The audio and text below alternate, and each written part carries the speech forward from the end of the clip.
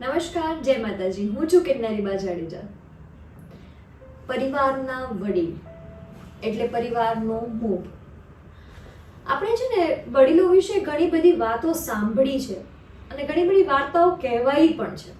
હમણાં જ થોડા દિવસો પહેલા જ ફાધર્સ ડે ગયો, એટલે બહુ બધા લોકોએ ફાધર્સ ડે પર પોતાના પિતા સાથે પિક્ચર્સ મૂક્યા.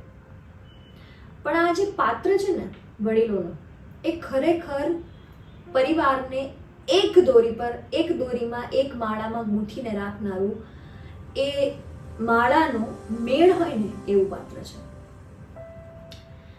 એક વાર્તા છે બહુ સરસ કે એક શ્રીમંત કુટુંબ, એ કુટુંબમાં વિવિધ ઘણા બધા સભ્યો અને સભ્યોમાં એક વડીલ, એ પિતા.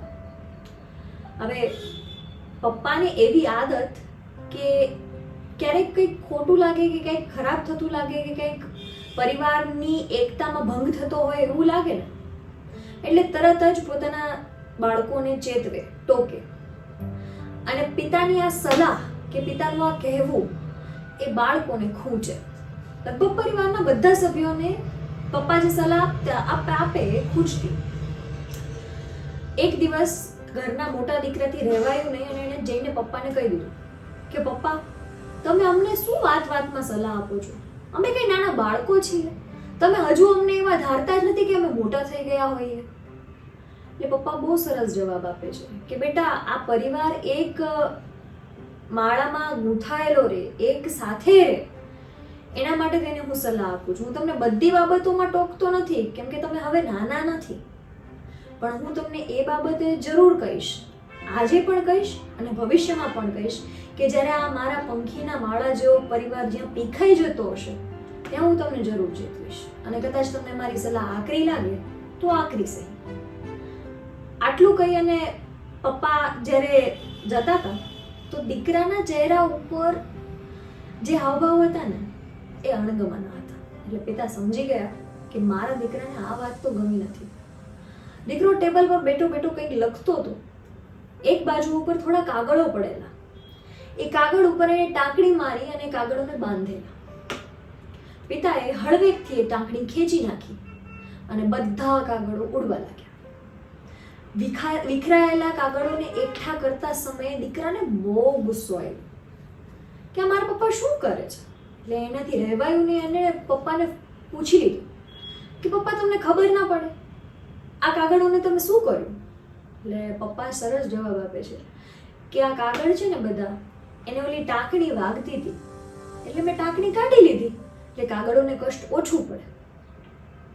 એ દીકરો કહે છે કે ટાંકણી ખૂંચાડેલી હતી ને એટલા માટે થઈને જ કાગળ બંધાયેલા હતા, તમે ટાંકણી ખેંચી નાખી એટલે કાગળ વિખેરાઈ ગયા. એટલે પિતાએ એ જ વસ્તુ કીધી કે જે ખૂંચે છે ને એ જ ખબર છે. સલાહ ખૂંચતી હોય ને વડીલની, એ ભલે ખૂંચતી, પણ એ જ સલાહ એમને બાંધીને રાખે છે. આપણા પરિવારના વડીલો પણ આપણને ઘણી વખત ઘણી સલાહ આપતા હોય જે આપણને ન ગમતી હોય. હું એવું નહીં કહું કે હું એક આદર્શ વ્યક્તિ છું, દરેક વ્યક્તિને ન ગમતી હોય, મને પણ ન ગમતી હોય, તમને પણ ન ગમતી હોય. ઉંમરના એક પડાવ ઉપર આવીને આપણને બધાને એવું લાગે છે કે આપણે કંઈક વધારે જ સમજદાર છીએ અને આપણા વડીલોએ આપણા જેટલી દુનિયા નથી જોઈ. પણ આ વાત તદ્દન ખોટી છે. આપણે એ સમજવાની જરૂરિયાત છે કે ઘરડા ગાડા વાડે આપણા વડીલો આપણું ગાડું સાચા માર્ગ ઉપર વાળવા માંગે છે. અને જ્યાં દુનિયાભરની અંદર વિભક્ત કુટુંબની પ્રથા એટલી ચાલી છે કે સંતાનોએ પોતાના માતા પિતાને મળવા માટે થઈને અપોઇન્ટમેન્ટ્સ લેવી પડે, ત્યાં વસુધૈવ કુટુંબકમ શીખવતી ભારતની સંસ્કૃતિ, જ્યાં વડીલો પોતાની છત્રછાયા હેઠળ પોતાના દીકરાને, પોતાના પૌત્રને અને પોતાના પ્રપૌત્રને પણ મોટા કરતા હોય છે. તો આવી સંસ્કૃતિમાં આપણો જન્મ થયો છે તો આપણે એની રિસ્પેક્ટ કરવી જ ઘટે અને આપણા વડીલોની પણ રિસ્પેક્ટ કરવી જ ઘટે. નમસ્કાર, જય માતાજી.